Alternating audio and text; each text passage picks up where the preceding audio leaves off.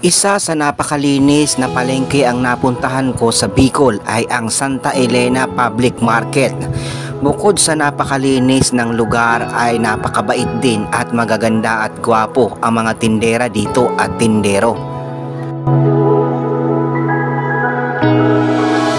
Nandito kami sa Santa Elena Public Market para bumili ng aming mauulam. At ngayon ay papunta kami sa meat section dahil bibili kami ng baboy na lulutuin namin, iihawin at pansigang.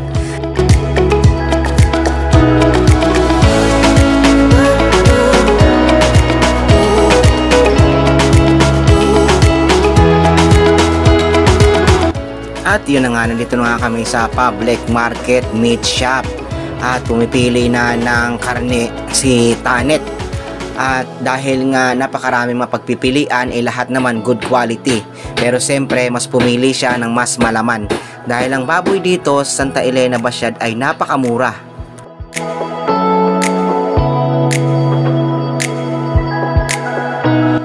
Sa halagang 241 kilo ay mura na ito kumpara sa ibang palengke.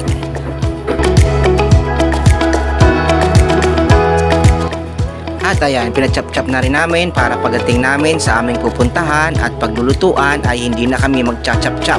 At kitang-kita namang sanay na sanay naman si ating magchap-chap dahil araw-araw niya itong ginagawa. At malaman din yung binigay niya sa amin dahil suki na daw kami sa susunod na pagpunta namin ulit dito at sabi niya ay dito daw ulit kami bumili.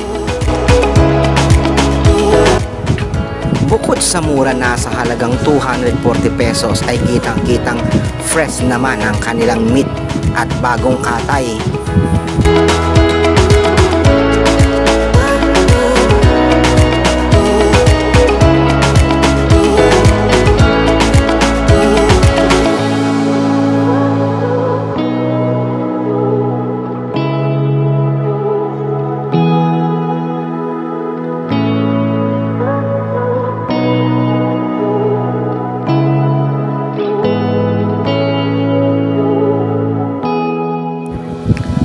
At yun na nga, maghahanap naman kami ng pangrekado tulad ng gulay, pang-asim, sibuyas, bawang, luya at kung ano-ano pa, siling pansigang.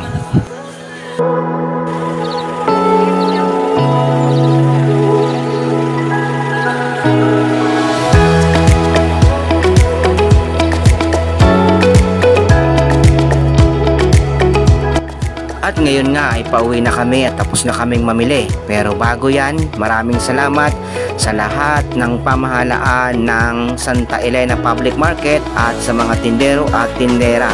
Bukod sa napakalinis ng kanilang palengke ay napaka-warming pa ang mga tindero at tindera dito. So yun mga kabalikat, at samahan niyo po kami at kami ay pauwi na.